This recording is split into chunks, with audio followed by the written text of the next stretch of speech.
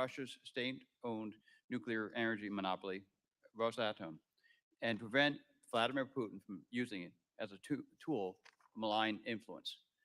I ask unanimous consent to enter into a statement in the record from Ukrainian Energy Minister German Galushenko on the threat Rosatom poses to Ukraine and the world, including the Zaporizhzhia nuclear power plant. In his statement, the minister makes the plea for tougher sanctions to slash the Kremlin's profits from Rosatom's operations, reduce Russia's share of the global civil nuclear market, and to spur Western companies to step up and to replace Rosatom's nuclear goods and services. I also ask unanimous consent to enter a statement into the record from the Uranium Producers of America. Their statement commends the subcommittee for holding this hearing, highlights the malign activities of Rosatom and the Russian Federation, and supports our efforts to implement robust sanctions against Rosatom. Without objection, so ordered. I now recognize myself for an opening statement.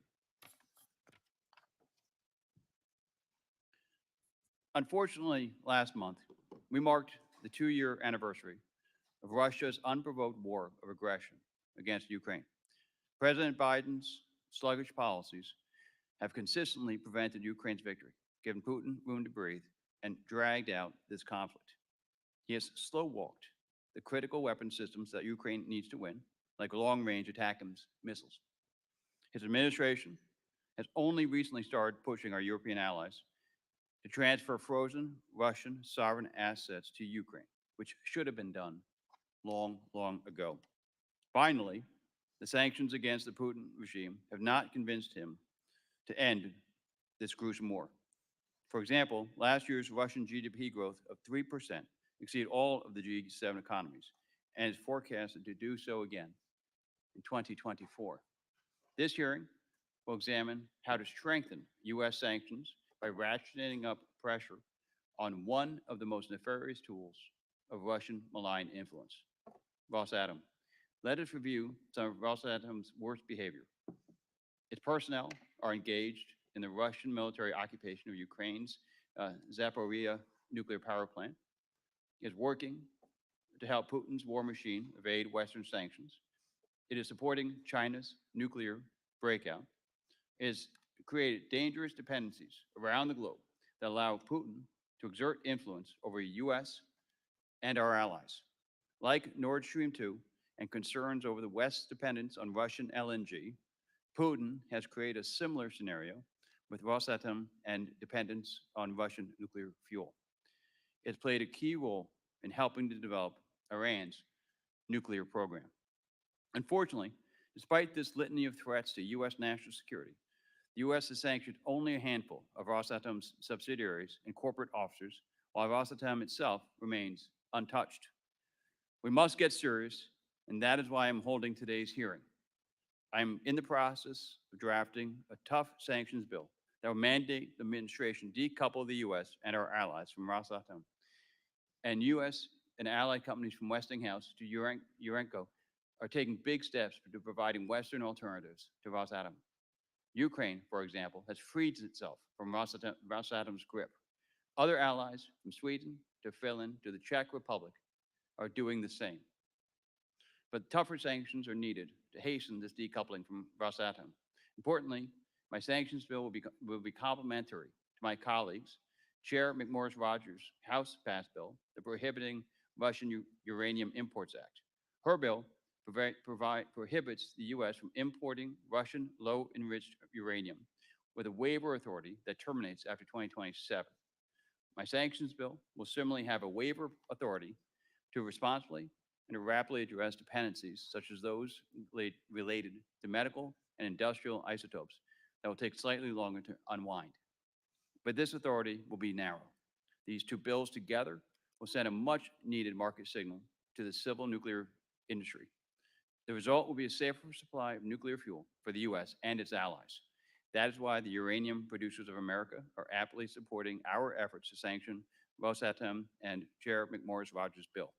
Every penny that Rosatom earns directly finances Putin's genocide in Ukraine and contributes to China's growing nuclear arsenal. The time to act is now. The chair will now recognize the ranking member, the gentleman from Massachusetts, Mr. Keating, for any statement that he may have. Well, thank you, Chairman Keane, for holding this hearing today, and thank you to our witnesses for being here and for your testimony. Over 2 years ago, on February 24th, 2022, Russia launched its unprovoked full-scale war of aggression against Ukraine. Thankfully, due to a global coalition formed by U.S. leadership and, most importantly, a determined and resolute Ukrainian population, Russia failed in this effort. Despite its failure on the battlefield, Russia has continued to succeed in its goals of spreading malign influence and undermining democratic governance. Today, we focus specifically on Rosatom, Russia's state-owned corporation responsible for its civil nuclear program and military nuclear enterprises, and an agent of influence headed by the Russian government. For decades, Rosatom has spread its malign influence through contracts in Europe and around the world to build nuclear reactors and provide nuclear fuel at cheaper prices.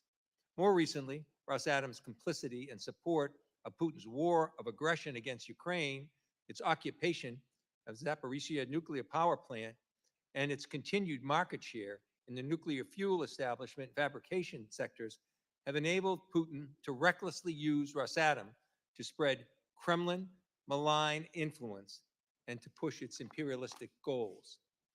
Recognizing the threat of Rosatom, the Biden administration and Congress have taken action, including by sanctioning Rosatom subsidiaries and cutting off key revenue streams. Putin uses these revenue streams directly for his war and his effort in aggression against Ukraine. For example, last year, President Biden worked with G7 partners in Sapporo, Japan, to mobilize $4.2 billion in government-led investments to develop a secure, reliable nuclear energy supply chain. Furthermore, in February 2024, the administration initiated a critical minerals dialogue with Central Asian partners through the C5+1 mechanism to increase Central Asia's involvement in global critical mineral supply chains and strengthen economic cooperation. These arguments follow up historic partnerships between U.S. companies and governments including Poland, Romania, and Bulgaria. Yet, while the world acts to lessen Russia's global sphere of influence, Putin and the Kremlin continue their brutal war in Ukraine, targeting energy supply lines, critical infrastructure, and holding Zaporizhzhia's nuclear power plant and its workers hostage. As Ukrainian Prosecutor General Andrei Kostin told me, these attacks hit at the heart of Ukraine's environmental stability as well.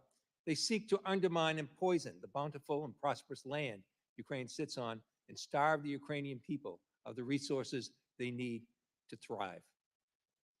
As part of the efforts to seek our solutions to combat Russia's malign influence in the nuclear energy sector, I've worked with a ranking member of the full committee, Meeks, on legislation to sanction Rosatom officials who undermine Zaporizhzhia's stability and hold them accountable for the destabilizing actions they conduct. In addition to implementing further sanctions where appropriate, we must also go on the offense and promote continued investment in capacity building for alternative sources of nuclear energy and next-generation reactor designs, areas of the nuclear supply chain in which Russia has a significant presence today. These alternatives must be cost-effective with competitive prices that will ensure their long-term success. We must also follow up on Congress's investment of $700 million in the Inflation Reduction Act in the development of high-assay, low-enriched uranium, known as HALO. This HALO fuel is used in many small, modular, and advanced reactors. Historic investments in infrastructure will pay dividends abroad and support not only Ukrainians' war effort, but also combat Russia's malign influence. Finally, tomorrow marks 1 month since the Senate passed the National Security Supplemental Package by a wide bipartisan margin. As the President said during his State of the Union address, history is watching. Yet our most recent former President, Donald John Trump, told Hungary's autocratic leader, Viktor Orban, this week that he would not support a nickel for Ukraine. Even more, the Hungarian government welcomed Rosatom's CEO to Budapest today on the 25th anniversary of Hungarian's membership in NATO to discuss shared priorities. The contrast between this president's support for democracies and our former president's support for autocracies could not be clearer. It unfortunately bears repeating. The quickest and most direct way to combat Rosatom and Russia is to pass this supplemental request immediately, which includes almost $3 billion to boost domestic nuclear fuel production and enrichment. If the House is truly serious about combating Russia's malign influence, we have no alternative. It is inexplicable that Speaker Johnson continues to hold up this spending package, which has the majority of support among members. We cannot defend democracy abroad when the single individual denies it at home. With that, Mr. Chairman, I yield back. I ask unanimous consent that the gentleman from North Carolina, Mr. Murphy, be allowed to sit on the dais and participate following all other members in today's hearing. Without objection, so ordered. Other members of the subcommittee are reminded that opening statements may be submitted for the record. We are pleased to have a panel of distinguished witnesses before us today on this important topic. Mr. David Albright is the president of the Institute for Science and International Security. Mr. Anthony Ruggiero is a senior fellow and senior director of the Non Proliferation and Biodefensa program at the Foundation for Defense of Democracies. And Professor Theresa Sabonis-Helf is the concentration chair for science, technology, and international affairs at Georgetown University's School of Foreign Service. Thank you for all for being here today. Your full statements will be made part of the record, and I will ask each of you to keep your verbal remarks to 5 minutes in order to allow time for members' questions. I will now recognize Mr. Albright for his opening statement.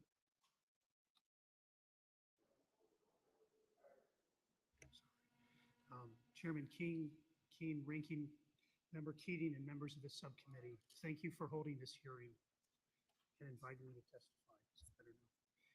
Rosatom, its subsidiaries, and its senior personnel deserve far greater sanctions today. Rosatom is not just a benign commercial nuclear energy supplier. As has been pointed out, Rosatom has actively participated in the illegal seizure of the Zaporizhzhia nuclear power plant, a seizure that we all recognize has caused an increased risk of a major nuclear accident.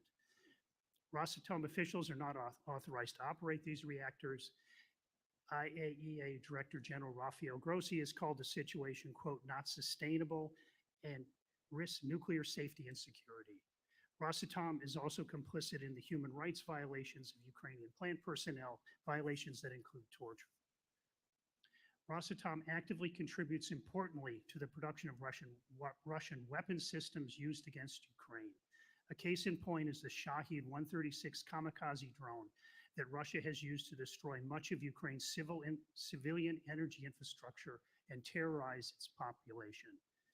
Rosatom helps build the Shahed-136 drones via its important subsidiary, JSC Umatex, at the Alabuga Special Economic Zone. JSC Alabuga, which runs the Special Economic Zones, produces the Shahed-136 drones under a contract with the Russian Defense Ministry with extensive aid from Iran. Umatex is involved in providing carbon fiber to this plant that's making the Shahed-136 drones. Umatex is rightly sanctioned by the United States for its supply of carbon fiber to Russia's military-industrial complex, as is JSC Alabuga and its subsidiaries. However, Rosatom has not been sanctioned for its support of Shahed-136 production, or more broadly for its support of Russia's military-industrial complex, which is growing by the day. Iran's Bushehr nuclear power reactor stands out as an example of the type of risks Rosatom and its predecessor organizations have undertaken to obtain lucrative contracts in countries not prepared institutionally or culturally to deal with the complex array of issues involved in operating reactors safely, preventing reactor accidents, and preparing to deal with them if they occur.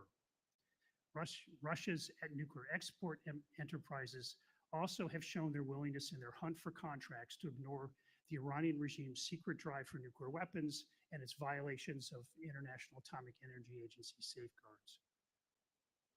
In the case of Iran, Rosatom provided a reactor with multiple safety deficiencies to a country with infrastructure too weak to support it. These deficiencies and the difficulty of fixing them have been well documented by the IAEA's Operational Safety Review Team's analysis and multiple assessments by the World Association of Nuclear Operators. One has to wonder if Iran's Bushehr power reactor is safe enough to operate today, despite years of intensive safety modifications and improvements. And it should be noted that a major reactor accident risks spreading radiation over nearby Gulf states after only about 12 hours. And that's based on assessments by Rosatom companies. Many problems have resulted from Russia's and Rosatom's less than acceptable designs and parts.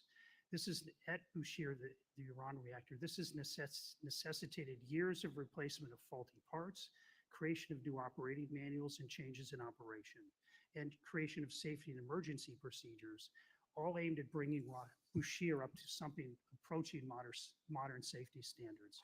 Yet after more than 10 years since the Bushehr reactor started, the task remains incomplete. So from my point of view, countries should avoid Rosatom. For countries contemplating or building nuclear power reactors for the first time, Rosatom reactors, while economically appealing on the purchasing side, may turn out to be huge economic liabilities on the operational side, effects that would be aggravated enormously in the case of a serious reactor accident. While Russia has learned about handling severe nuclear reactor accidents the hard way, many of the developing countries contemplating nuclear power reactors do not have adequate supporting infrastructure and emergency response capabilities to deal with a major reactor accident. And Rosatom seeks customers without proper regard for a country's stability or its ability to ensure the safety and security of the reactor. Now, moving from warning to sanctioning Rosatom may seem harsh, even with the necessary and appropriate waivers. These should include nuclear reactor safety, operating nuclear reactors, and a wind down period for other existing foreign contracts with Rosatom. However, combined with Rosatom's role in illegally occupying the Zaporizhzhia nuclear power plant and contributing importantly to outfitting Russia's illegal military attacks against Ukraine, sanctioning Rosatom, its subsidiaries, and its key personnel today is deserved and overdue. Thank you. Thank you, Mr. Albright. I now recognize Mr. Ruggiero for his opening statement. Thank you, Chairman Keene, Ranking Member Keating, and distinguished members of the subcommittee. Thank you for the opportunity to address you today on this important topic. My testimony is informed by my work on sanctions and proliferation issues at the Departments of State and the Treasury, as a foreign policy fellow for Senator Rubio, and in the White House National Security Council, where I served as Senior Director for Counterproliferation and Biodefense. Russia invaded Ukraine more than 2 years ago, and Russia's state-run nuclear corporation, Rosatom, boasted that its export revenue increased 15% in 2022, with a 10-year portfolio of foreign orders worth $200 billion.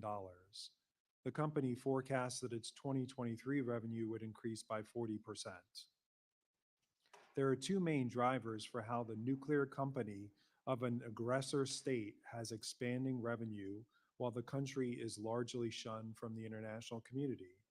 First, the Biden administration has not yet articulated a strategy for ensuring that America and its allies end their reliance on Russia's nuclear sector.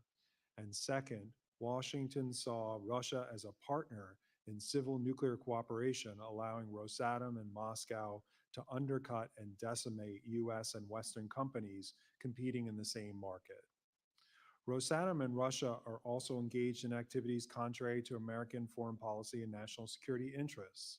In my written testimony, I detailed how Rosatom and Sino-Russian nuclear cooperation plays a critical role in enhancing Beijing's nuclear weapons capabilities, including China's effort to build 1,500 nuclear weapons by 2035. I also reviewed Rosatom's role in a potential nuclear disaster at the Zaporizhzhia nuclear power plant, the largest nuclear plant in Europe. The Biden administration started to use sanctions in February 2023 against a few Russian nuclear and Rosatom-linked individuals and entities.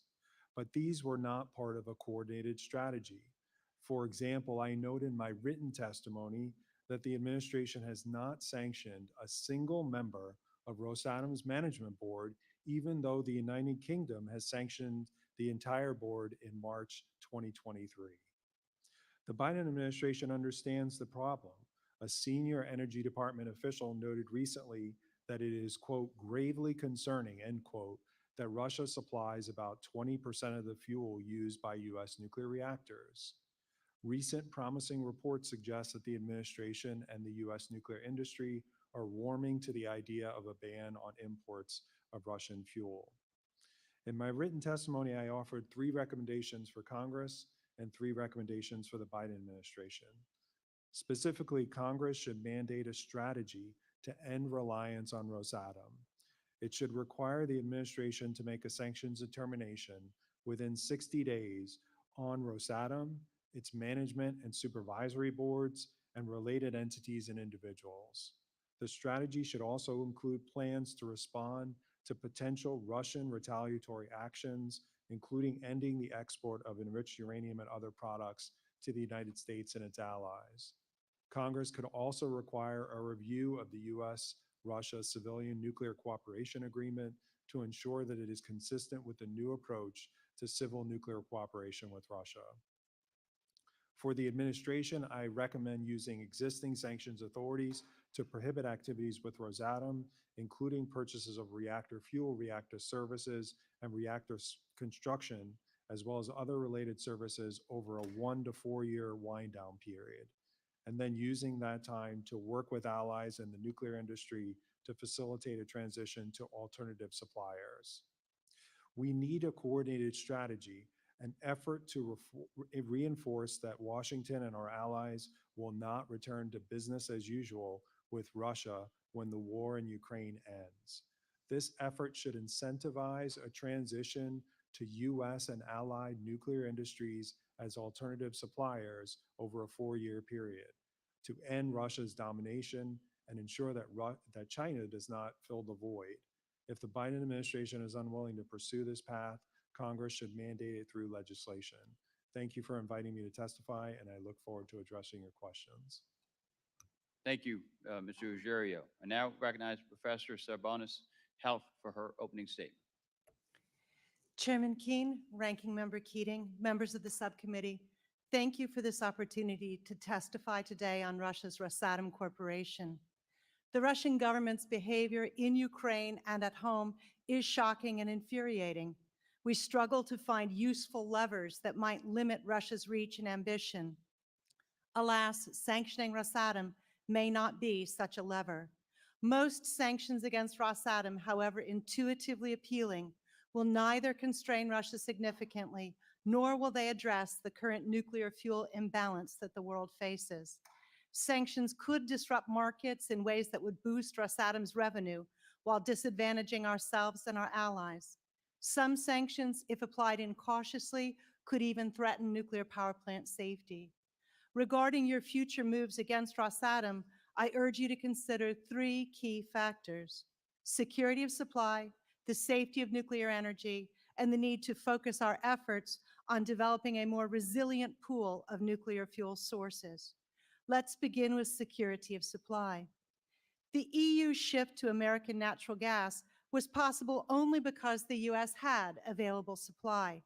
We do not have that kind of flexibility in nuclear fuel. 18% of European Union reactors are Russian or Soviet design. For these reactors, fuel rods are an issue. Westinghouse has developed substitute fuel rods for Ukraine, but does not yet have capacity or licensing to supply all of Europe. Rosatom and its affiliates are also deeply embedded in fuel production and other services. Reliance on Rosatom is widespread globally, not only in Europe. Even the United States purchases 20% of its low-enriched uranium from a Rosatom subsidiary. We are not yet in a position to meet all of our domestic nuclear fuel needs. We are definitely not in a position to extend nuclear energy supply security to our allies. Let us also consider the safety of nuclear energy. Criticisms of Rosatom are justified. It has been complicit with the Russian state in nuclear piracy, and it illegally manages the Zaporizhzhia nuclear power plant in Ukraine. In spite of this, Rosatom's sustained relationship with the International Atomic Energy Agency plays an essential role in keeping Russian nuclear energy and the world safer. Rosatom's Director General, Alexei Likhachev, met with the IAEA Director 8 times since March of 2022 for discussions regarding Zaporizhzhia. Rosatom has certainly not responded to all of the IAEA's concerns, but it has taken measures to harden the facility. It has provided mobile diesel fuel boilers to enhance safety, and most importantly, it has complied with the IAEA insistence that Zaporizhzhia not be used to generate electricity, a measure that both enhances safety and reduces the gains to Russia of occupying the facility. In a broader sense, using sanctions to isolate Rosatom is bad for global nuclear safety. Remember the tragedy of Chernobyl. Since the early post-Soviet era, the nuclear power community has made integration of Russian plant operators and leaders a high priority, raising standards and promoting a culture of safety. Because an accident or major incident anywhere affects confidence in nuclear power everywhere, keeping Rosatom and Russia tightly engaged in the community of nuclear professionals is a safety imperative. At this time, our best path to enhance energy security in the nuclear sector comes from diversification of fuel sources. Concern about Russia has already sparked substantial innovation here and abroad. In the United States, our shuttered capacity to process enriched uranium is now relicensed and produced 7,000 tons of uranium hexafluoride last year.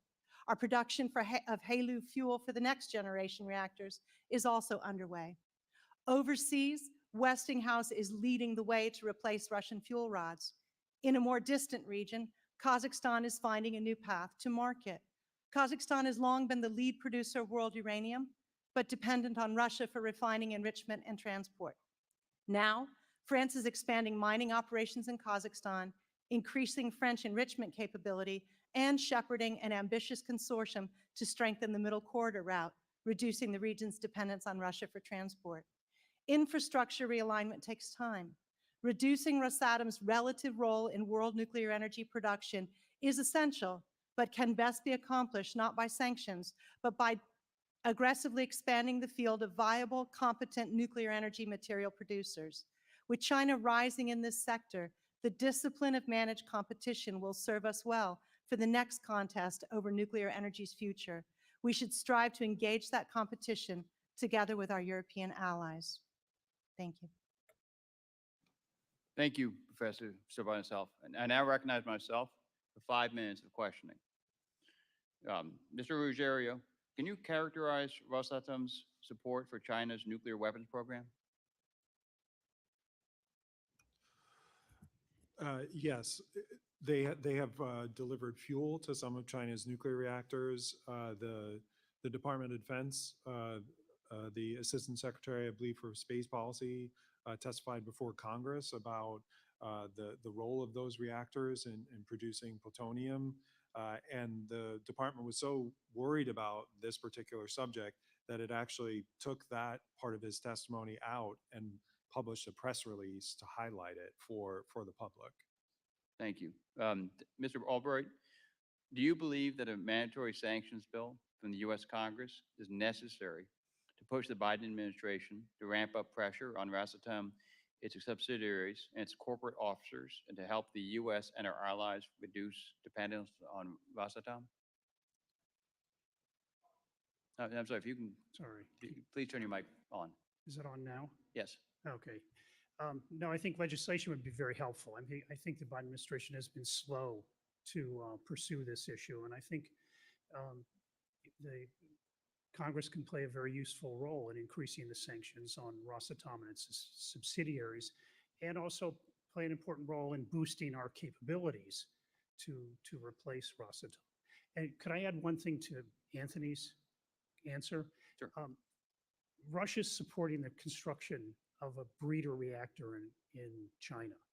And as far as we can determine, that will be China's only way to produce the plutonium it needs to increase its arsenal up to 1,000, let alone 1,500.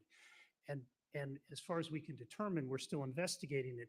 Russia has not said that its assistance, peaceful in nature as it is, cannot be misused to produce plutonium for nuclear weapons. The U.S. has always taken that kind of position in supplying nuclear assistance, but Russia has not. And so through Russia's assistance, China may be getting the only way it can to dramatically increase its nuclear arsenal. Okay. Mr. Ruggiero, your answer to that question? Your first Regarding question, the correct? necessity to push the Biden administration to ramp up pressure on its subsidiaries, on Rosatom and subsidiaries? Right. As I noted in the oral testimony and the written testimony, this is all about a strategy. It really starts with a strategy, starts with the alternative suppliers that the professor mentioned. I wish this was easy. I wish it was as simple as just putting Rosatom and people on an entity list, or excuse me, on the SDN list. You could do that with some of the senior leadership, but it's going to require a plan.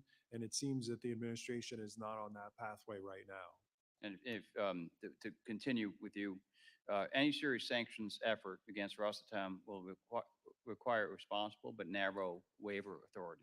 How long do you assess such waivers need to be for different parts of the nuclear supply chain, specifically enriched uranium? Right. I think, we've seen different reports about what that timeline would look like. I've seen some reports of 2028 is one of the dates that's out there. There's more parts of the supply chain, unfortunately, that Rosatom is in. There's also carve-outs in the U.S. sanctions already that might be used by whether it's the IAEA or other UN organizations to continue working with Rosatom. Mr. Albright, in general, how would you assess Rosatom's commitment to nuclear safety and security, and what safety concerns exist over Rosatom-built plants still in operation in Europe and around the world? I think we recently did a kind of an in-depth look at safety concerns at the Ruggiero reactor in Iran. And so it's a little hard for me to talk about Europe, but at Ruggiero, you could clearly see that there were immense safety problems that were being pointed out by WANO teams, were pointed out by the IA investigatory teams, and it was based on Rosatom providing a deficient reactor. And so I think Rosatom lags behind modern safety considerations that are applied to Western reactors. And so I think the Rosatom presents a safety. And in the Ruggiero, you do have to wonder if it could have a major nuclear reactor accident. Thank you. I now recognize Ranking Member Keating for any questions that he may have. Thank you, Mr. Chairman. The Senate passed House-held National Security Supplemental Bill includes $2.72 billion to support domestic uranium enrichment, $149 million for the National Nuclear Security Administration's ability to respond to the security situation in Ukraine, $98 million for investments in the development and production of isotopes. Professor Sabonis-Helf, how important is that work to this issue? How important is that bill to this issue? So I would say particularly the appropriations for the HALEU fuel is something we have to take very seriously. The United States is unable to move ahead with our small modular reactors without access to HALEU fuel, which we up until now have imported from Russia. So being able to ramp up our capacity to take leadership in this next generation of reactors is absolutely urgent. I would also concur that the other pieces of what you just described are critical components. And so I also concur that releasing the resources for the actual defense of Ukraine is also an urgent piece of this puzzle. Thank you. And I spoke yesterday with the U.S. ambassador to Poland, and we were commenting on what he termed one of the largest, private sector investments that we've been involved with in recent history with Poland in terms of their nuclear investment and how important that is. And similar activities going on with the U.S. and our European allies in Romania and Bulgaria as well. Companies like Westinghouse have taken a lead in this regard. And this shift on basics of suppliers for nuclear reactors is critical. So can you just comment, anyone, on how important it is for the U.S. engagement itself? How important that is as a necessity in dealing with Russia's malign influence, because we can sanction, but we can also control better as well. Professor, if you want. Sir, the United States, under older OECD requirements, the amount of economic support we could lend to countries in developing nuclear was limited in an effort to keep European nations from competing against each other. The unfortunate longer-term downside of that was that both Russia and China offer substantial packages which enable, in many cases, countries that are not ready for nuclear to embrace it. Our cooperation with Poland is absolutely essential. It is a new-to-nuclear nation that is ready for nuclear power, that experiences the kind of governance stability and the grid membership needed for nuclear to be successful.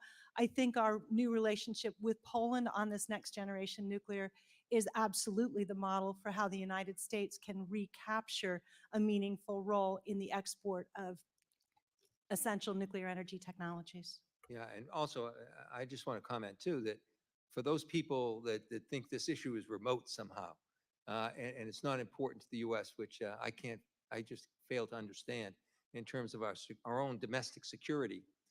Could you comment too on the fact how important this is and the benefits we get from this kind of investment for jobs right here in America and America economic interests? We cannot treat nuclear energy as purely a commercial operation because it is so strategically critical. But in terms of the jobs that it represents, this entire new sector is rather extraordinary. We have just recently relicensed the largest facility in the United States. We are building new facilities. We are talking about jobs, and not only good high-paying jobs, but spread throughout the United States rather than concentrated in one place. And I think that what we see here is that my colleague's recommendation that we need a clear strategy here. That strategy needs to incorporate how we harness American expertise to recapture a role in this industry. Yeah, and being a member of this committee, as well as a member of the Armed Services Committee, I'm also keenly aware of what our military has been telling us in terms of the effects of climate change and how important that is as well. It is one of the existential threats we have in our country and in the planet, and it's also a very big military danger that we have to address. So this will do that as well. I wish we could have some more time, but my time has run out, and I yield back, Mr. Chairman. Thank you, Ranking Member Keating. Thank you, Ranking Member Keating. I now recognize Mr. Self of Texas for 5 minutes. Thank you, Mr. Chairman. This is the legislative branch. We have been looking for a way to change the behavior of the executive branch on several national security issues to include the southern border. So I hear as background, sanctions on Russian gas and oil have not worked. You, sir, mentioned discretionary sanctions authority that the executive branch has today that they have not used. They are not using what they have available to them today. So we are considering executive branch action, which I am not sanguine will change the executive branch behavior in this manner. I hear a lot about sanctions in this discussion. My concern is, according to the World Nuclear Association, my concern is how are we going to replace the sources? Because as of 2020, when we look at Russia is going to go down between now and 2030, substantial amount of their capability. Urenco, basically the West, is going to go down in their capability. That includes the US. France is going to stay steady. Others are going to go up 8 times, and that includes such allies, that's facetious, as Argentina, Brazil, India, Pakistan, and Iran are going to increase 8 times, as I said. The big one is China.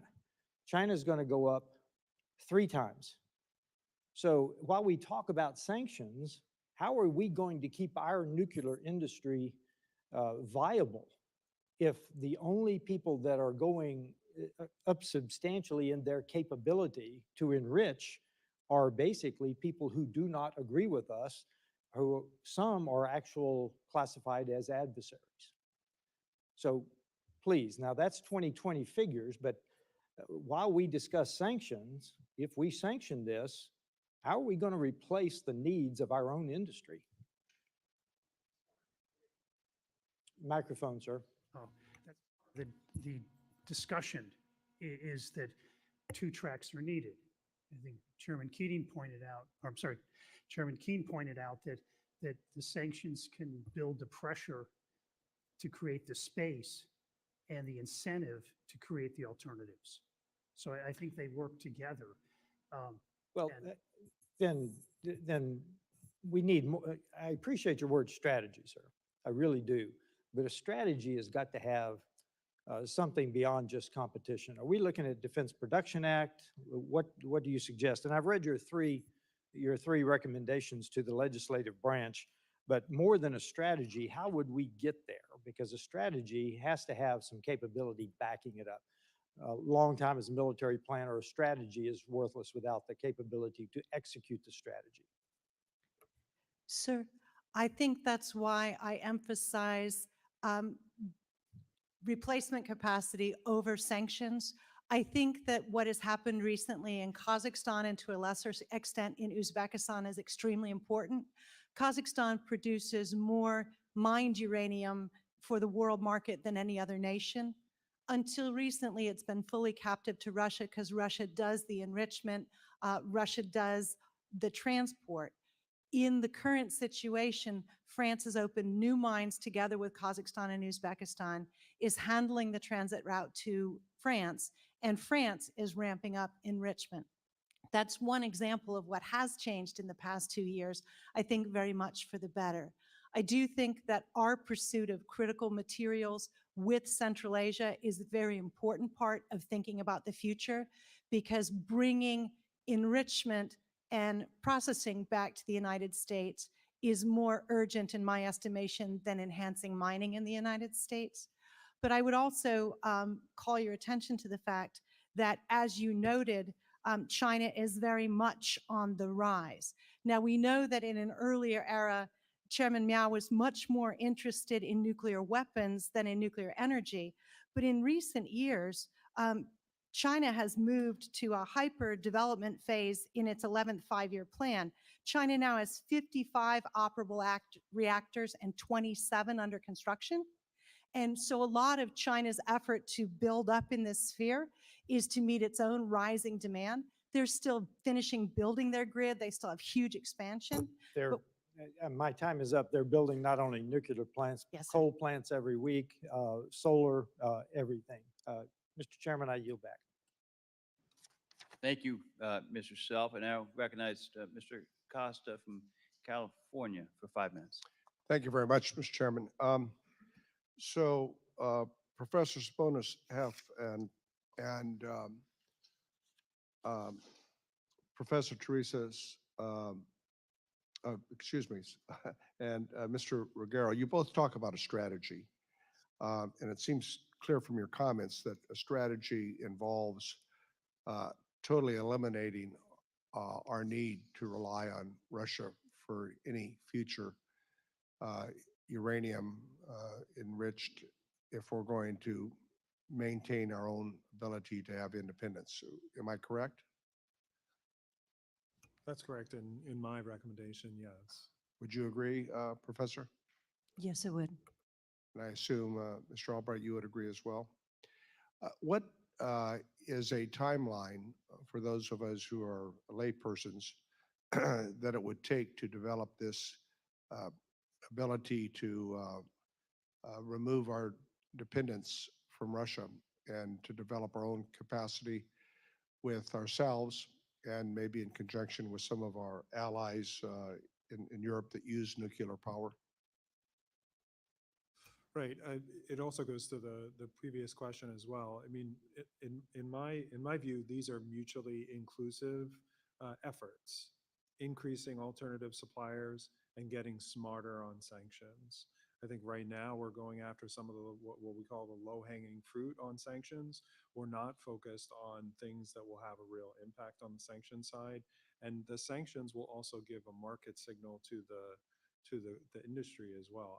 As I noted previously, 2028 is a date that has been put out there by industry in some circles, and that's only 4 years away. So that's why we've focused on the sort of 1 to 4 year time frame. That's by talking to people like Westinghouse and others that have experience and expertise in this in terms of developing our own independence. Sorry to cut you off. I'm sorry? Arenco, what was mentioned previously, their increases, some of those are scheduled to come online. But we in have to give the 28. signals to the private sector, in fact, if we're going to develop this strategy, to develop this independence, right?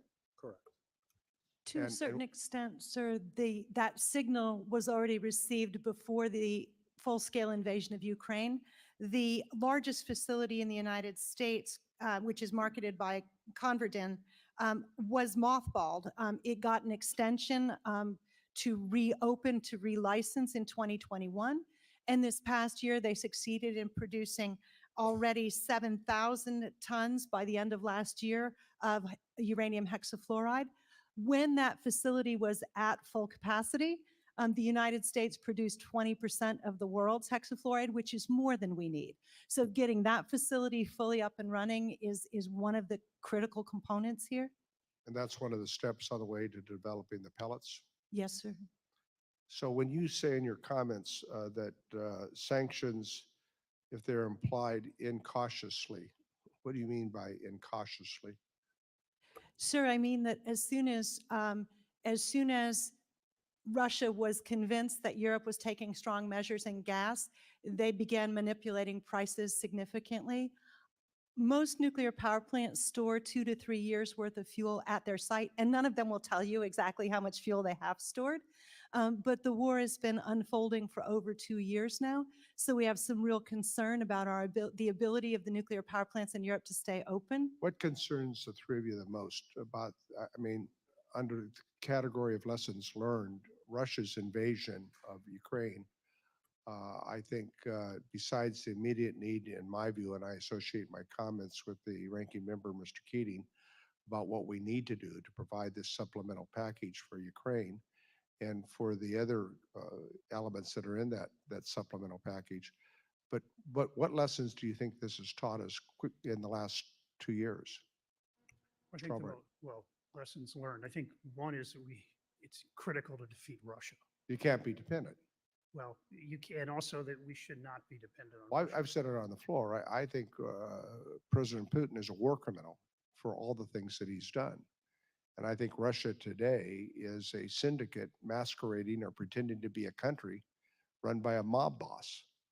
And a mob boss who's ramping up its military production infrastructure in a very frightening way. And spend much of the year in Europe, in Germany, and we feel it deeply that lack of U.S. support for the Ukrainians is directly threatening Europe's security.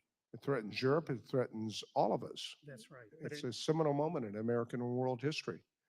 And we're playing politics with this. My time's run out, but I'll submit further questions, Mr. Chairman, for the record. Thank you, Mr. Costa. I now recognize Mr. Moran from Texas for 5 minutes. Thank you, Mr. Chairman, and thank you all for your testimony here today. Very important subject. I'm very concerned about the dependency on Russian uranium and on Rosatom being a major player across the globe in this area. Mr. Albright, I want to start with you and ask you a question, then I'll come over to Mr. Ruggiero. Is that how I say it? Good deal. Mr. Albright, in your opinion, what are the strategic risks of the U.S. and Europe's continued reliance on Rosatom for nuclear energy products and services? And would you compare this reliance to Europe's crippling dependence on Russian oil and natural gas before the war in Ukraine began? Yeah, no, I would compare it. I mean, at some point, Russia will probably play games with its supply. And it's been mentioned the need to start stockpiling critical resources in anticipation of that. But I think Europe will be facing similar struggles as it faced with Russia's cutoff of natural gas. And what strategic risks do you think that poses both in Europe and the United States when we look at beyond just the economy, but we look militarily? Well, to deal with the situation is expensive, and it causes a lot of, I will understate it, discomfort to the public. It was a tough winter after Russia cut off the natural gas. So, I mean, it's absolutely necessary to prepare for that, and it causes effects that are hard to deal with politically and expensive to deal with. So, Professor, do you agree that we need to work towards independence from Rosatom as it relates to uranium production and provision? Absolutely. I think Russia's behavior will be greatly moderated if it's a much less important player in this game. Mr. Ruggiero, in your opening testimony, you referenced several efforts to increase U.S. and allied enrichment capacity. Companies in the nuclear fuel cycle will need to commit to investing potentially billions of dollars to replace Russian supplies. Would you agree that it is important for those companies to have certainty moving forward in the form of clear government policy and tough sanctions that a flood of Russian exports will not strand their assets in later years once they make this investment? I agree, and that goes back to Congressman Costa's question of what do you worry about? What I worry about is that we don't develop this strategy and the war somehow ends, and then we go back to our reliance on Russia, and we don't give that market signal, and they either invest things that are not needed or they wind up not investing it. I think that's why right now is the time to develop this strategy with both the sanctions and the alternative suppliers working together. Yeah, because this uranium production is not like making a peanut butter and jelly sandwich in my kitchen. It takes a lot of capital upfront, capital investment, takes a lot of time, and it takes a lot of effort and risk, frankly, to enter that market. Would you agree with that? That's right, and we have to get the balance between what we want here in the U.S. and what we want to work with our allies, both in Canada and Europe and elsewhere. There's a good mix there, and it's going to take some time to get that right. Back to you, Mr. Albright. Stakeholders have predicted that building capacity in the United States and fully replacing Russian nuclear is a long-term project expected to take years, just like what I just referenced. What regulatory burdens stand in the way, and what are ways Congress can reduce the barrier to entry? And I'll ask you the same question, Professor, once we get an answer. If you'll press your button, please. Yeah, I'm not sure I can address the regulatory issues, but certainly there needs to be support from the executive and the legislative branch that this is a priority, and there will be some support, financial support for these activities so that the companies can be incentivized to take the risk. And so I think that's a critical part of it. And we've done this before. I mean, our nuclear industry has always, when it was growing, had tremendous support from the federal government. Professor, do you have comment on the regulatory burdens that stand in the way? Actually, I'd like to highlight one huge breakthrough, and that is that small modular reactors are licensed under the Nuclear Regulatory Commission, and it's the first time we've licensed a new design of reactor in a very long time. I don't think the United States is a credible salesman of these reactors in other countries if we don't have them on our own territory. So I think that the fact that we've made that move forward is an extremely important one. And I think that removes what would otherwise have been a huge barrier in terms of next generation. Mr. Ruggiero, real quickly, my last question. What global market implications do you predict during the process of winding down dependence on Russian nuclear fuel and sources? Well, I think they understand, the industry understands that this is a conversation that's happening, and that's why I think you could do some sanctions now and some smarter sanctions in the short term to reinforce that as well. I thank you all. I yield back, Mr. Chairman. Thank you, Mr. Moran. I now recognize Mr. Wilson from South Carolina for 5 minutes. Thank you, Mr. Chairman, and thank each of the witnesses for being here today. And Mr. Ruggiero, the Biden administration has repeatedly waived sanctions against Rosatom in order to facilitate Rosatom's work with Iran's nuclear program. This is despite the fact that Rosatom has been credibly accused of providing material support to aid war criminal Putin's military invasion of Ukraine, which is sanctionable by U.S. law.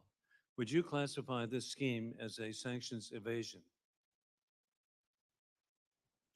Well, if they're getting waivers, I mean, there's always the question of whether why the administration is still issuing the Iran waivers, giving the Iran subject. But we continue to work with Rosatom, even though, as you noted, they work with China nuclear program, they work with CNPP. So yes, I think moving along the pathway of ending reliance on Russia and Rosatom is the best way forward. And I appreciate you clarifying. Thank you very much. And approximately how much money is the Biden administration allowing the Kremlin and war criminal Putin to make through Rosatom's operations in Iran? I'm not sure about the specific number, but certainly happy to take that as a question for the record. I mean, yeah, my understanding is it's certainly not a public number, but we've been investigating internal Bouchier-related documents that we found on the internet, and it's millions of dollars just in improving some of the safety conditions at the plant and writing manuals. But it's substantially larger than millions of dollars per every 2 years or so. Would it probably be in like trade too, Well, of military equipment and, Yeah. and Well, but also I should add, they're building Bouchier 2 and 3, and that project is valued at about $8 billion. So it'll probably be significantly higher. On Bouchier 1, which is operational, it's fixing the problems that came with buying that particular reactor. And Iran coming to terms that its safety culture was woefully inadequate. It has very poor regulatory environment. And so as Iran tries to, in a sense, create a safer reactor, it's having to spend considerable amount of money. and it just Rosatom benefits from that. it's inconceivable to me that there would be waivers that we could in any way benefit the regime in Tehran, and particularly in light of just 6 weeks ago, Iran provided drone attacks on American military, killing 3 Army reservists from Georgia, wounding another 40 people, Americans, and then over 150 drone attacks in the last 6 months. And just, I just can't visualize where a waiver would be in any way allowed by this administration. And with just 6 weeks ago, 3 young Americans were murdered by the regime in